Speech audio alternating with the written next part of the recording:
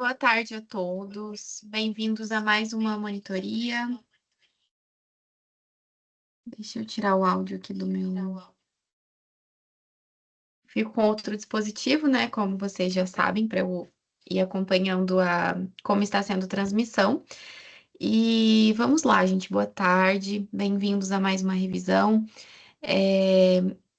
Soube que a turma da manhã já realizou a prova, né? A avaliação de processo civil na data de hoje, e essa noite será obviamente, né, da turma do período noturno. E se entrar alguém e eu não ver, né, acabar não vendo, vocês podem me interromper para tirar dúvidas eventualmente. E, e é isso, vamos continuar com a resolução das questões. Nós havíamos feito 4 ou 5 questões, deixa eu confirmar aqui. Acredito que foram 4.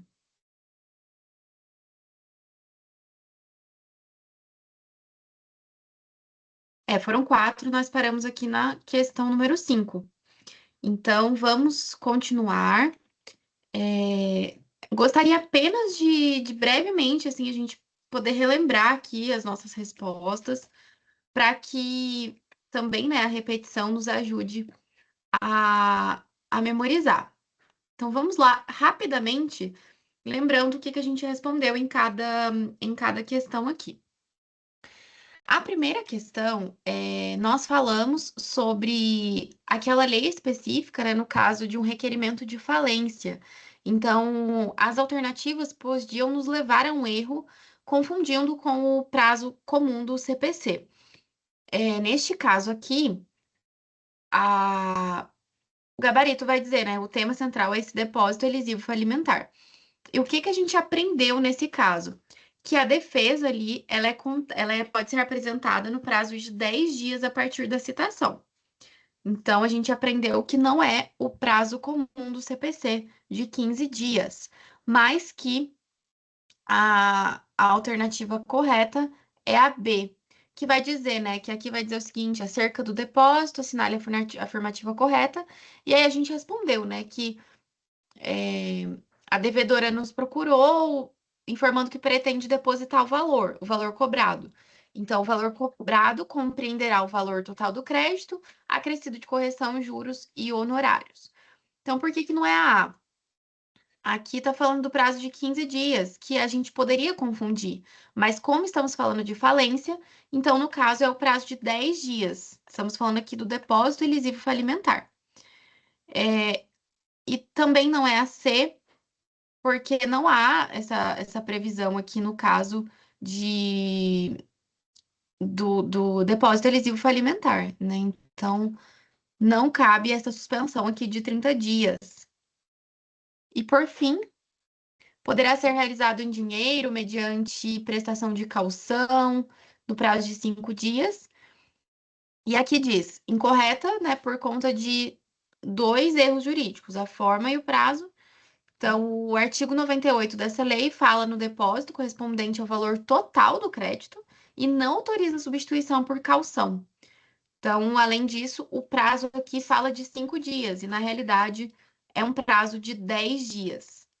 Claro, novamente, né, eu trouxe essa questão sabendo, né, tenho consciência de que vocês não tiveram essa matéria ainda, mas eu trouxe justamente para a gente já observar as pegadinhas, né, aqui das questões da FGV, né? Porque, assim, são pegadinhas que, se a gente observar, misturam os conhecimentos que nós temos acerca do que nós estamos estudando aqui, ou seja, do processo civil como um todo, e ele vai misturar, vai ser essa questão multidisciplinar mesmo.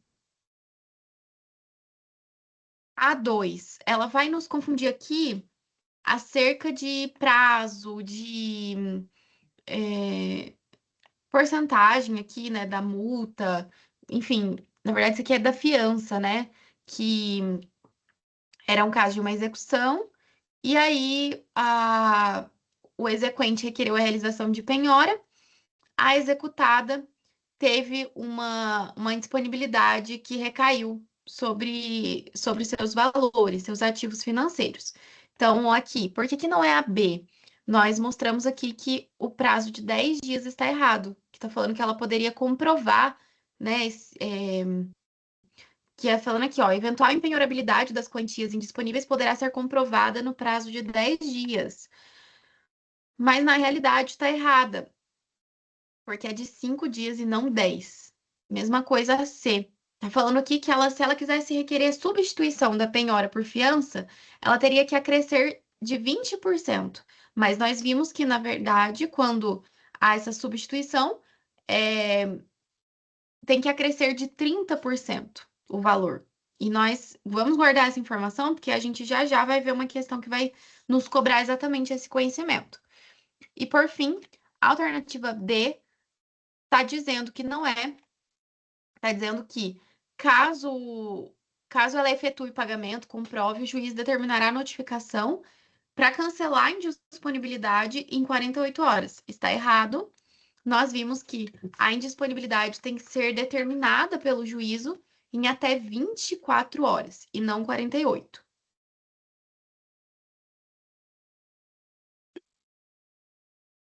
Deixa eu ver o que mais que a gente pode relembrar aqui para a prova de vocês, né?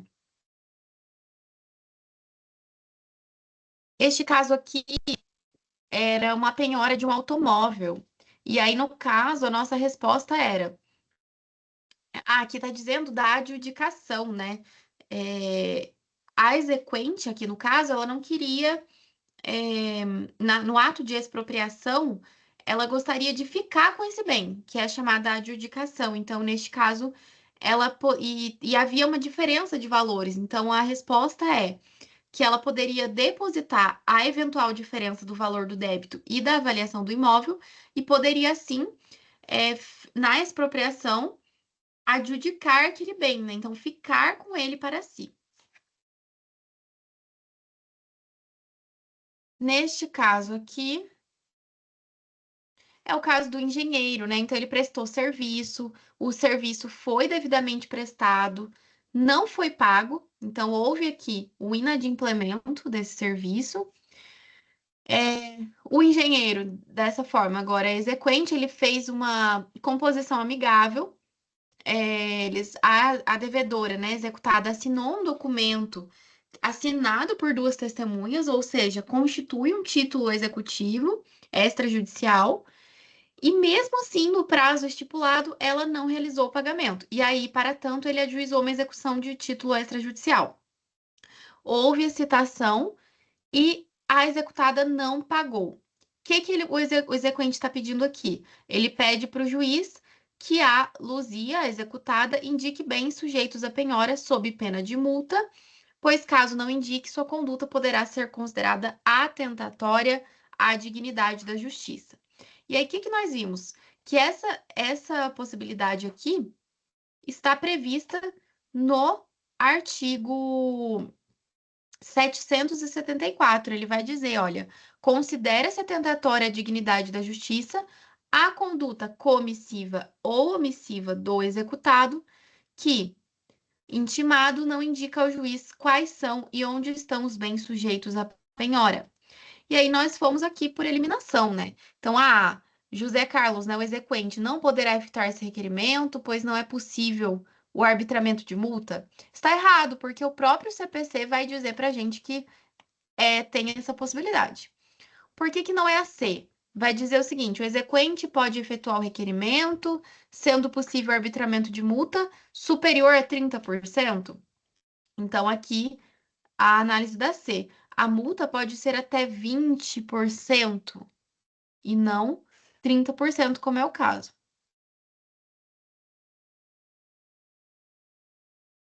Esse aqui é o parágrafo único, tá? A previsão que vai falar dos 20% de multa é o parágrafo único do 774.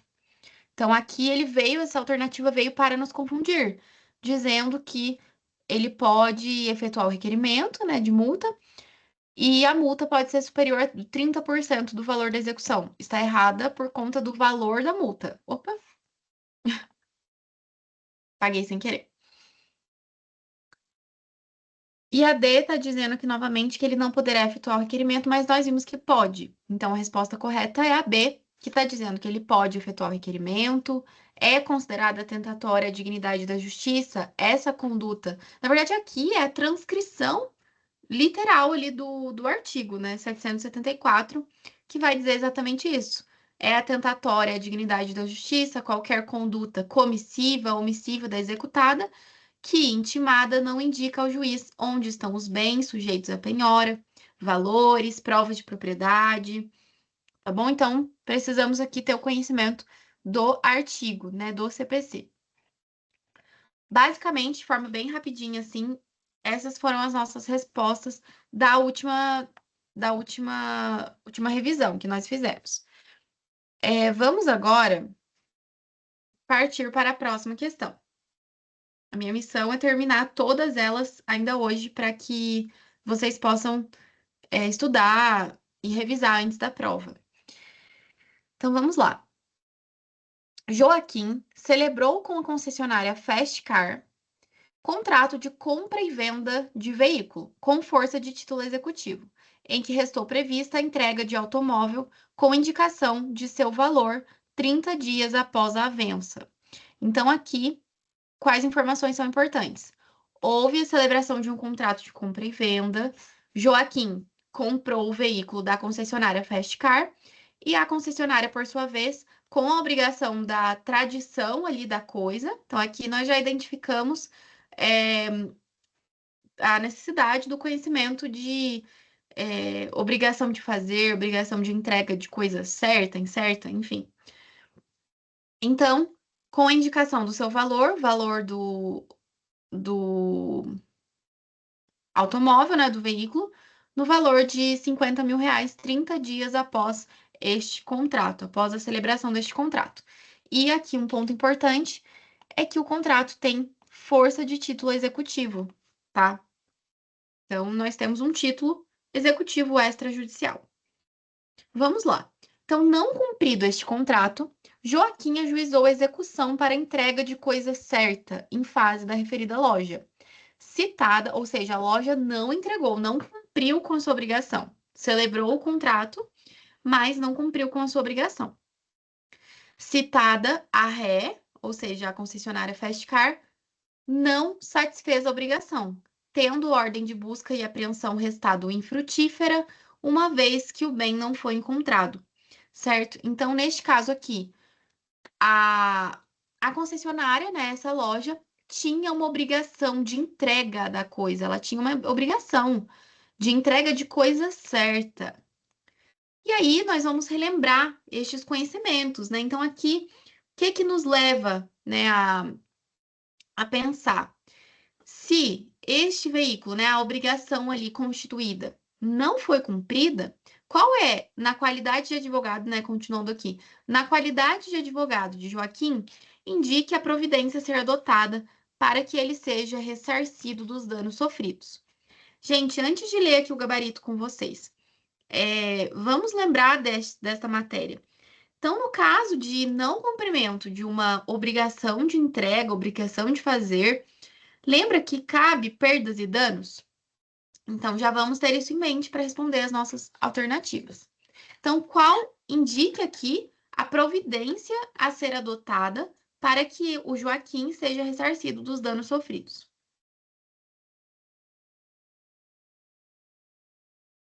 E que danos foram esses, né?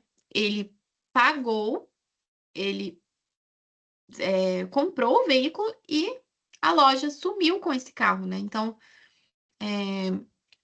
agora a gente precisa ver qual a providência a ser tomada.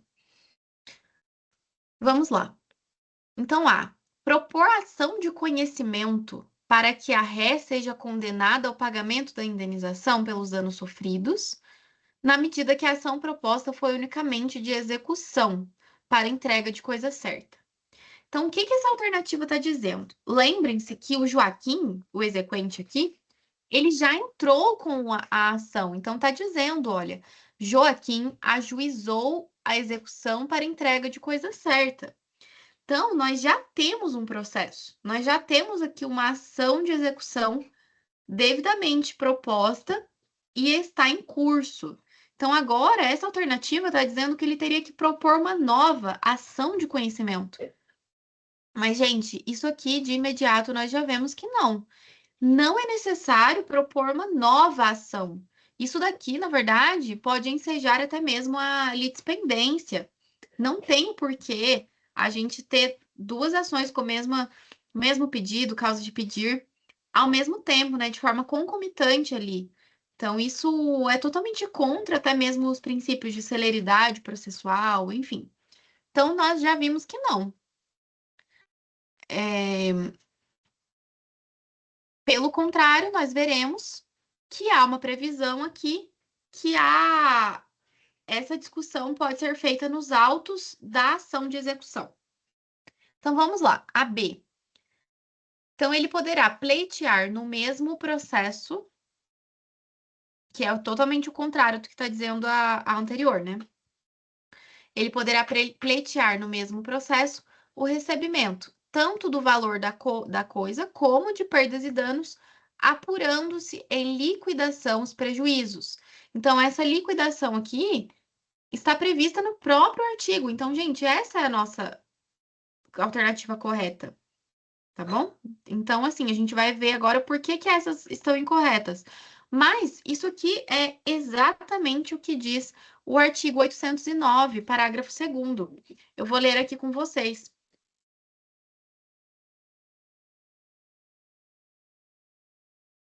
Vejam só.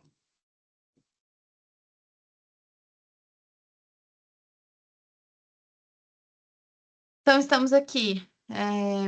O CAPT, olha, o CAPT diz o seguinte: o exequente tem direito de receber, além de perdas e danos, o valor da coisa, quando essa se deteriorar, não lhe for entregue, não for encontrada ou não for reclamada do poder do terceiro adquirente. E aí, o que que vai dizer o parágrafo 2º? Serão apurados em liquidação o valor da coisa e os prejuízos, certo? Então, é exatamente o que nós estamos aqui falando. Então, no mesmo processo, nos mesmos autos da ação de execução, ele vai poder requerer o recebimento tanto do valor da coisa como perdas e danos, certo? Vamos ver a C, por que que não é esta, né? Tá dizendo que é o seguinte: ele poderá pleitear no mesmo processo, então aqui a gente poderia confundir, né? Que a gente já sabendo que é no mesmo processo. O recebimento apenas do valor da coisa, sujeitando-se ao arbitramento judicial. Então, o que está errado aqui é esse ponto aqui, apenas do valor da coisa. Não. Além do valor da coisa, ele pode pedir, pleitear perdas e danos, que é nosso estudo lá no direito obrigacional. Então, nós precisamos ter esse conhecimento para não confundir com essa alternativa aqui. Qual que é a próxima?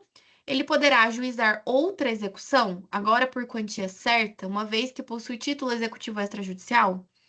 Não, na verdade, ele já tinha, né?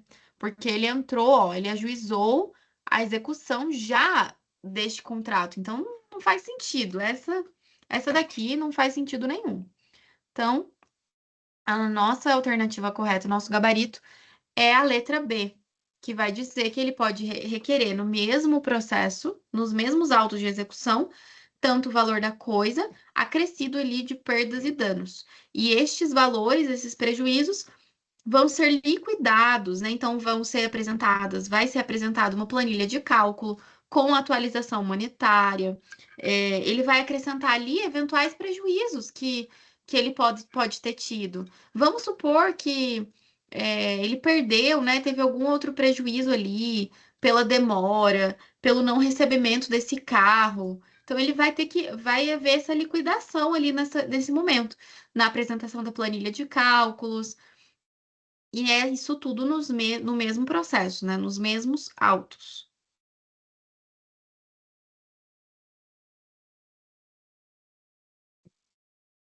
Aqui está o gabarito. Depois vocês podem ler com calma.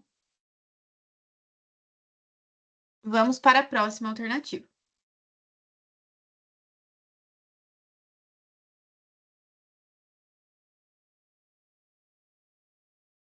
Então, vamos lá. A sociedade empresária Olímpia Limitada fabrica equipamentos de musculação para redes de academia, como a Vida Fitness Limitada. Em 2021, a Vida Fitness passou por problemas financeiros, motivo pelo qual não realizou o pagamento de R$ 500 mil por 50 esteiras adquiridas em 2020. Então, em virtude desse inadimplemento, a Olímpia, que é essa sociedade empresária, né, que fornece os equipamentos de musculação, ela ajuizou uma execução de título extrajudicial na Vara Civil de São Paulo. No curso dessa demanda, qual seja na ação de execução de título extrajudicial, a exequente obteve a penhora online de R$ 500 mil existentes nas contas bancárias da Vida Fitness. Então, aqui, a exequente, essa sociedade empresária, ela ajuizou a ação de execução contra a academia, como a rede de academia ali, Vida Fitness, que comprou e restou inadimplente.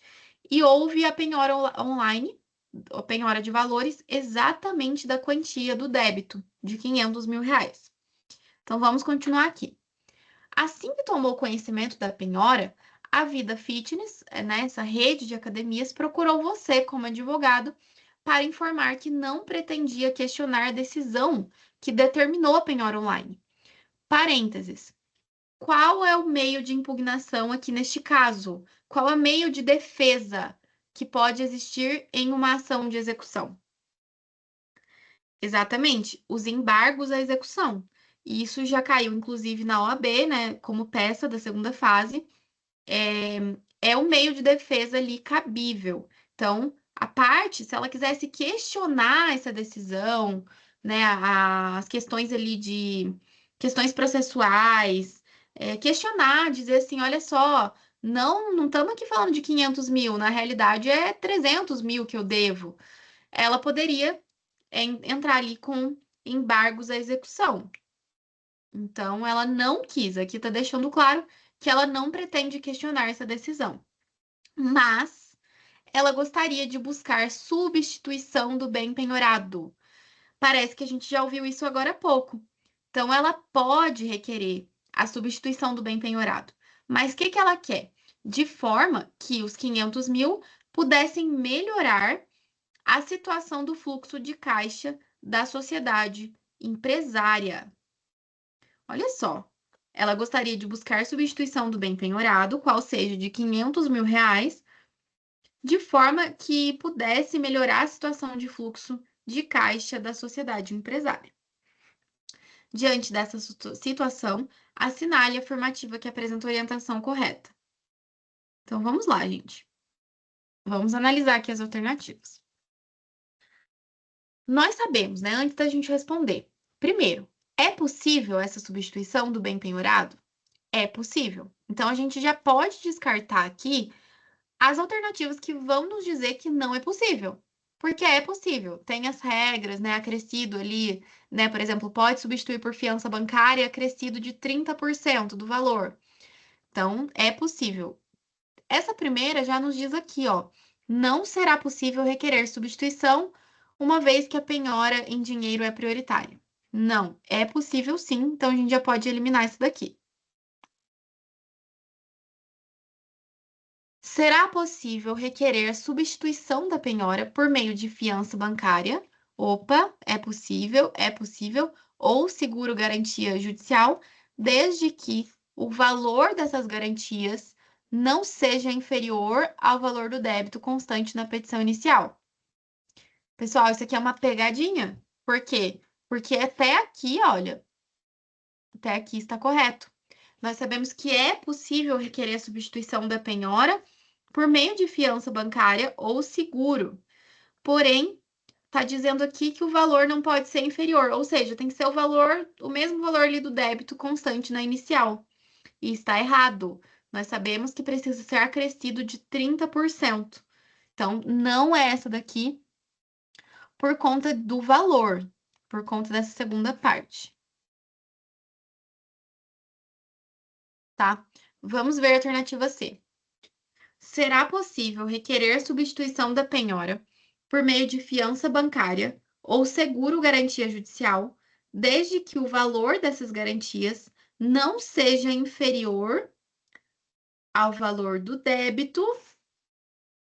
Aí até aqui tá igual, né, gente? Ó, será possível, desde que o valor não seja inferior do débito constante na inicial da execução, acrescido de 30%. É exatamente o que nós estamos conversando. Então, aqui é a alternativa C, tá? Por quê? Porque o valor, sim, não pode ser inferior ao valor do débito, mas acrescido de 30%. Isso conforme o artigo. é, O artigo. Cadê o artigo? Esse daqui, ó. 847. Deixa eu pegar aqui para confirmar se é ele mesmo.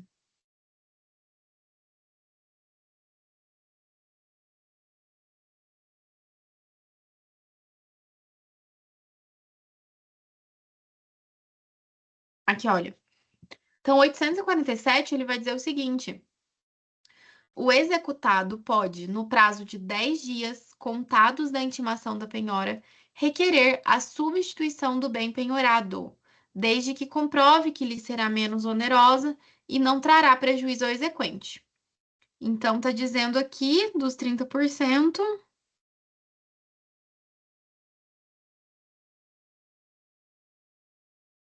acrescido, né, no caso aqui da fiança, desde que seja acrescido de 30%.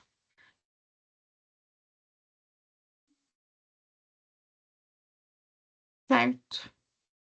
Tô querendo achar o artigo que diz exatamente o que tá escrito ali.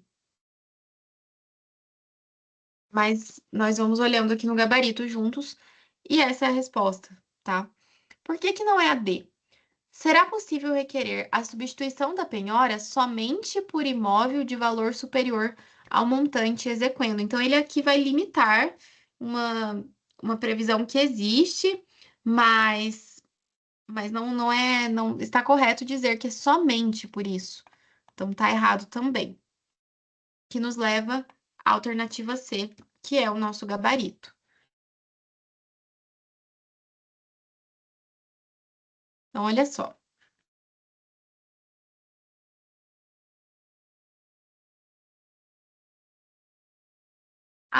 Olha só o que nós dissemos aqui na B. A assertiva encontra-se incompleta, então a penhora pode ser substituída por fiança. Aqui, ó, é o parágrafo único do 848. É exatamente isso, é isso que eu estava procurando.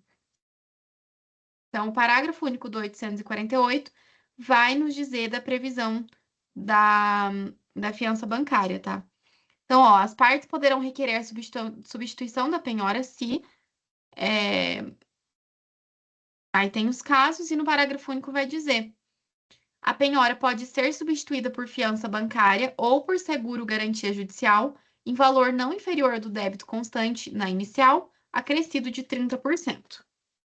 Então, é o parágrafo único do 848 que vai dizer isso pra gente, tá? Da multa, desculpa, do valor acrescido de 30%, tá?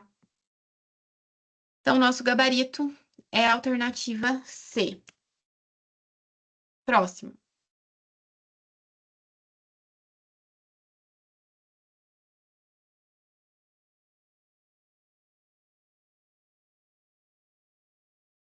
A livraria Sabedoria sofreu ação de execução por título extrajudicial movida pelo Banco Carvalho em virtude da inadimplência de contrato de empréstimo.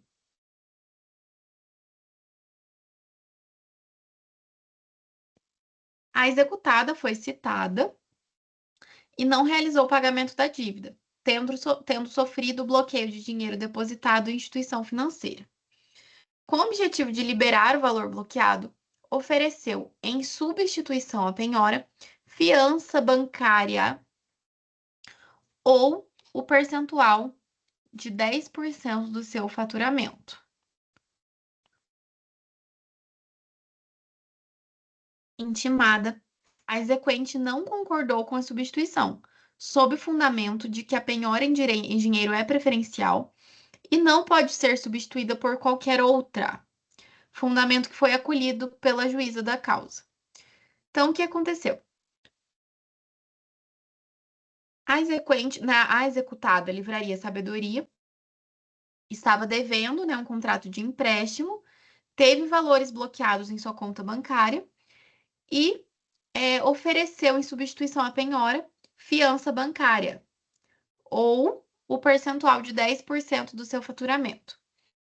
Intimada, a exequente não concordou, então o banco não concordou com essa substituição. E sob o fundamento de que a penhora em dinheiro é preferencial e não pode ser substituída. Nós já vimos que pode ser substituída. Agora, o que nos resta ver é se isso daqui é possível pelo mesmo valor. Nós já vimos que não. E esse percentual de 10% do faturamento? Este será que poderia? Ou teria que ser acrescido um valor, né? Então, vamos ver aqui. A juíza da causa acolheu o pedido. Acolheu o pedido no banco, né? A recusa do banco. Então, vamos ver aqui as alternativas. A decisão judicial está errada, pois a penhora do faturamento é equivalente a dinheiro. Será? Sendo cabível a substituição?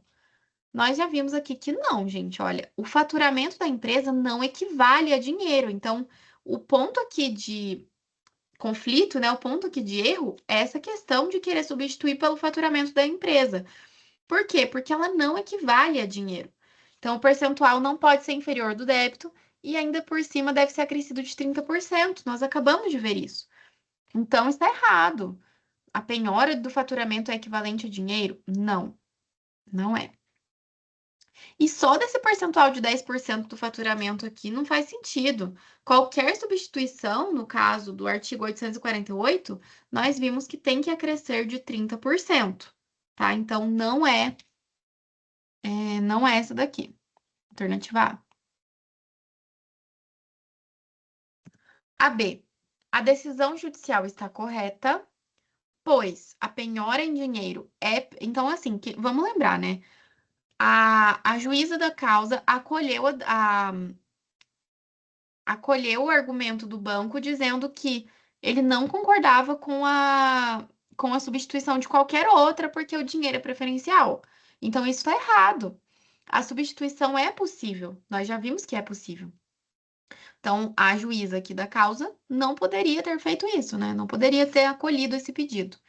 Até porque a substituição é possível acrescido de 30% do valor da execução. Aqui está dizendo que a decisão judicial está correta, pois a penhora em dinheiro é prioritária e somente poderia ser substituída com a concordância do exequente. Não. Então, sim, a penhora em dinheiro é prioritária, mas pode ser substituída sim, tá? Então, tá errada também. A C.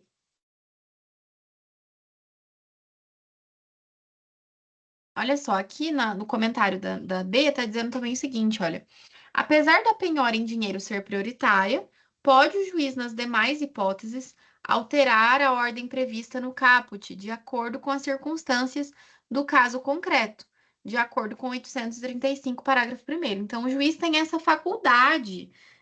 Não é obrigatório seguir sempre essa ordem preferencial, tá? Então, esse é o fundamento do porquê não está correta a B.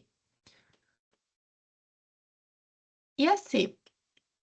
A decisão judicial está errada, pois a fiança bancária equipara-se a dinheiro, desde que em valor não inferior ao débito constante na inicial, acrescido de 30%. Nós acabamos de falar isso, né? Nós acabamos de repetir diversas vezes sobre essa possibilidade de substituição acrescido do valor de 30%. E a D, por que está errada? Vai dizer que a decisão está correta, pois dinheiro, fiança e penhora do faturamento são substituíveis entre si. Está errada. Por quê? O faturamento da empresa não equivale a dinheiro. O que ocorre é que se o executado não tiver outros bens penhoráveis, ou se tendo esses forem de difícil alienação ou insuficientes para saldar o crédito, aí sim o juiz pode determinar a penhora de faturamento, mas de forma excepcional e assim, após esgotar todos os outros meios, né? Então, assim, não é o caso concreto aqui, tá? Então, a nossa alternativa correta é a C. Aqui estão os comentários.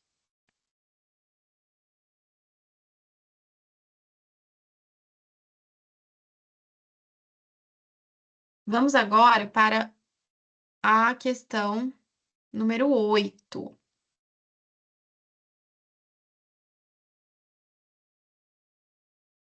Aqui.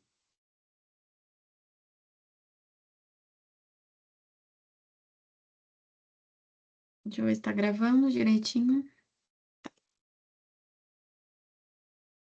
Então, vamos lá. Em virtude do inadimplemento do pagamento de uma nota promissória, o banco mais dinheiro ajuizou a ação de execução por título extrajudicial em face de supermercado Baratão. Citado o réu, o supermercado, não houve pagamento da dívida, tampouco foram encontrados bens penhoráveis. Em consequência, então esse aqui já é totalmente diferente da linha das questões que a gente está tendo, né? O réu foi citado, não houve pagamento, mas não foram encontrados bens penhoráveis. Olha isso, gente. Então, em consequência a isso, o exequente, o banco, requereu a penhora de 100% do faturamento do executado. Gente, isso aqui é totalmente improvável, né? Não é possível. O que foi deferido pela juíza responsável, sob o fundamento de que se tratava de dívida muito elevada. O executado interpôs agravo de instrumento impugnando essa decisão.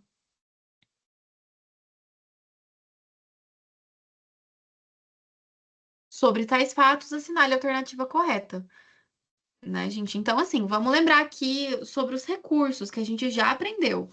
Então, a decisão que deferiu essa penhora aqui, estamos falando de uma decisão interlocutória, né, no curso do processo. Então, o agravo de instrumento está correto, tá certo, né? O recurso cabível ali contra, contra a decisão interlocutória, nesse caso aqui de urgência. Então, sobre tais fatos, assinale a afirmativa correta. Vamos ter em mente que é possível o faturamento a penhora do faturamento? É, mas não é possível penhorar 100% do faturamento. Até porque isso aqui tem caráter alimentar. é, uma porcentagem do faturamento é possível, mas 100% não. Então, vamos ver aqui as alternativas. A. O agravante tem razão, que no caso está falando do supermercado, né? Ele tem razão, na medida em que a penhora da integralidade do faturamento tornaria inviável o exercício da atividade empresarial. Pronto, matamos aqui já. Vamos só verificar aqui se não poderia ser alguma outra, né? Mas nós já vimos que esse é o nosso gabarito.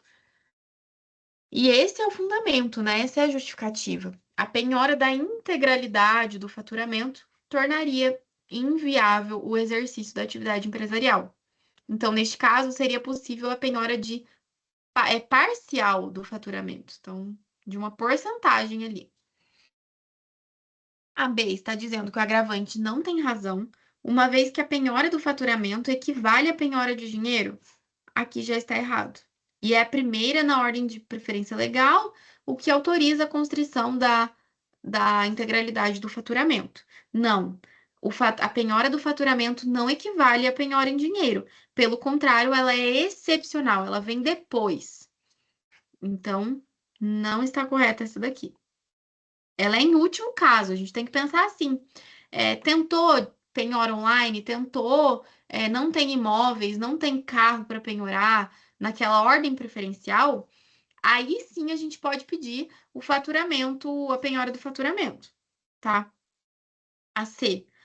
O agravo deve ser provido, pois o faturamento da empresa executada é impenhorável. Também está errado. Aqui a gente está falando de outro extremo, né, gente? Então, não podemos penhorar 100% do faturamento, mas também ele não é impenhorável. É possível penhorar o faturamento parcialmente, então tá errada. E por fim, o agravo deve ser desprovido, visto que não existe limite para o percentual do faturamento a ser objeto da penhora, cabendo ao juiz sua fixação no percentual necessário para imediata satisfação da execução. Então, está errado aqui. Como assim não existe limite, gente? Esse aqui é o mesmo fundamento que está nos falando da alternativa A. A penhora da integralidade do faturamento ou uma porcentagem muito alta, vai prejudicar o exercício da própria atividade empresarial. Então, não faz sentido. Existe sim um limite.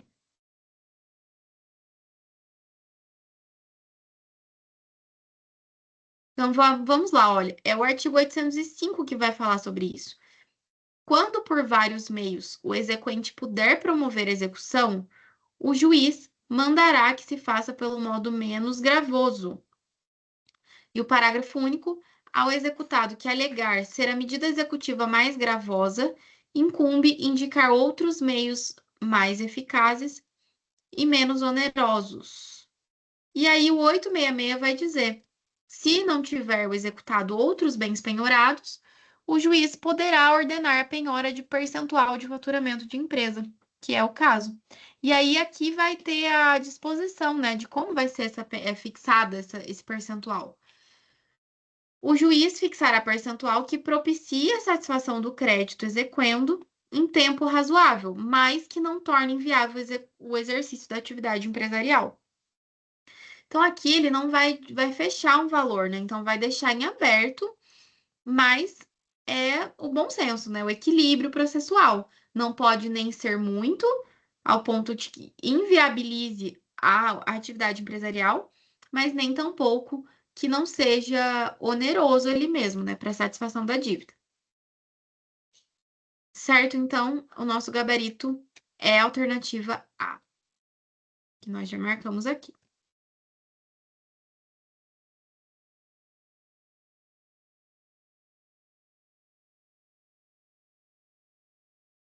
Vamos aqui para a última questão. Isso é a última mesmo.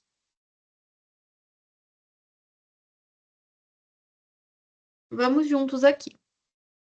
Bruno ajuizou contra Flávio a ação de execução de título executivo extrajudicial com base em instrumento particular firmado por duas testemunhas para obter o pagamento forçado de R$ 10.000. Até aqui nós já estamos carecas de saber, né? Então, assinado por duas testemunhas, instrumento particular constitui título executivo que pode ensejar a ação de execução de título extrajudicial, título executivo extrajudicial.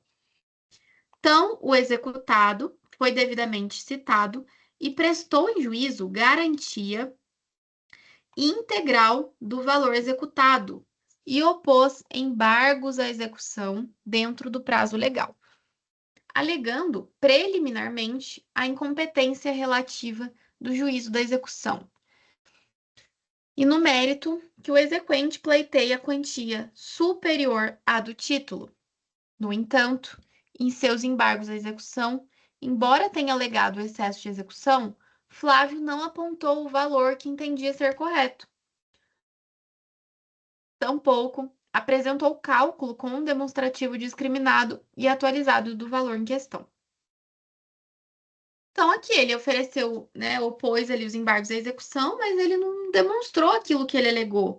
Ele falou que foi excesso de execução, mas não apresentou uma planilha de cálculo que comprovasse, né, ou documentos, enfim. Então, sobre o caso, assinale a formativa correta.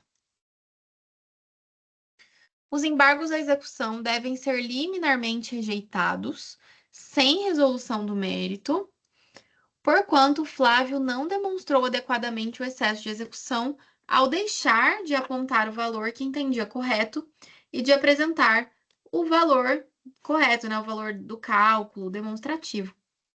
Então, está errado, né, gente? Não é que deve ser sem resolução do mérito.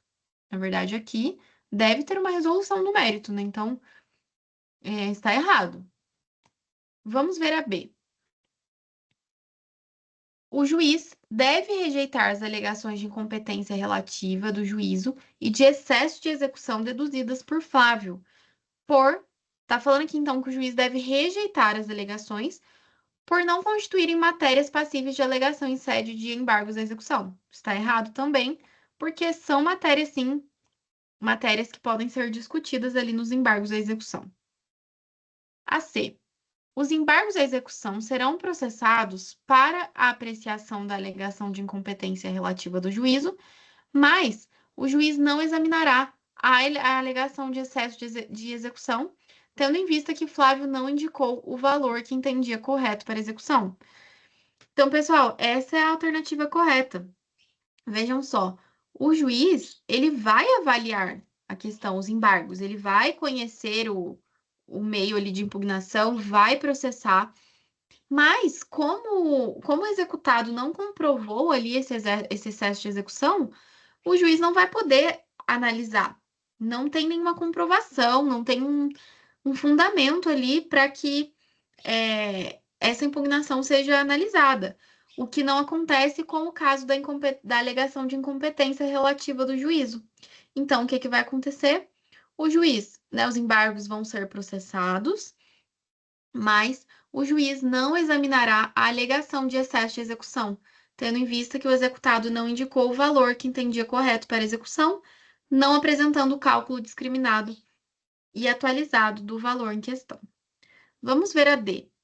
O juiz deverá processar e julgar os embargos à execução em sua integralidade. Tá errado, né, gente? A gente já viu que não. Não surtindo qualquer efeito a falta de indicação do valor alegado como excesso e a ausência de apresentação de cálculo discriminado e atualizado do valor em questão. Está errado. Por quê? Porque a ausência de comprovação ali desse excesso de execução vai ensejar ali uma não apreciação pelo juiz. Então, a alternativa correta é a C, que nós já marcamos aqui. Então, o gabarito vai dizer o seguinte: é certo que, em sede de embargos à execução, o executado pode alegar tanto a incompetência relativa do juízo quanto o excesso de execução. Isso está lá no artigo 917. Vamos abrir aqui juntos?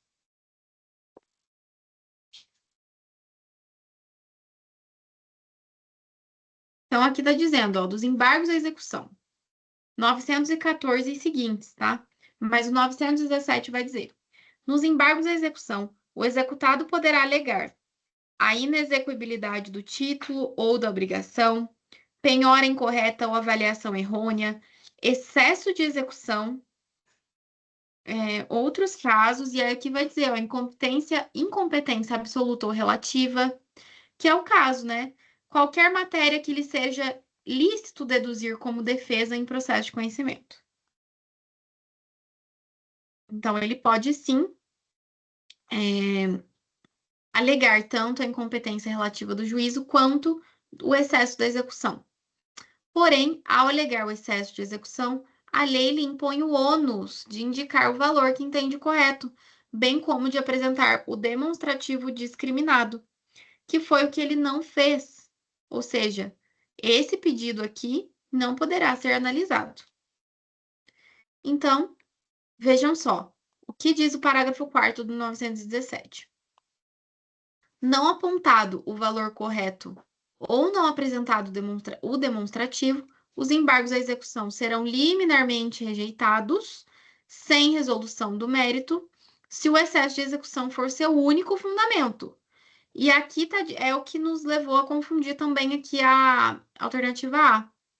Tá falando aqui que tem que ser liminarmente rejeitado, mas no caso não era o único fundamento. A gente tinha também aqui a incompetência relativa do juízo, né?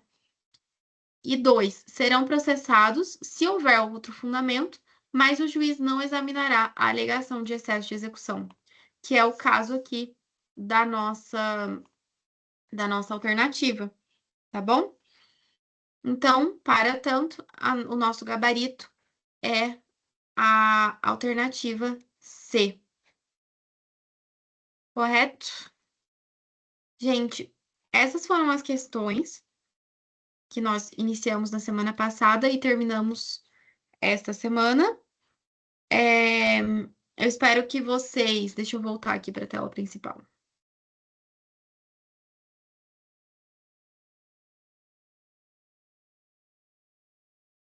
Eu espero que vocês façam uma boa prova e qualquer dúvida eu fico à disposição. Depois da prova também, se vocês quiserem comentar alguma questão, a gente pode conversar juntos. E vou disponibilizar esse material nos grupos. E é isso, gente. Muito obrigada. Espero ter ajudado vocês e conte comigo aí neste finalzinho do semestre. Tchau, tchau. Abraço. Bom tê-los por aqui mais uma semana. Tchau, gente.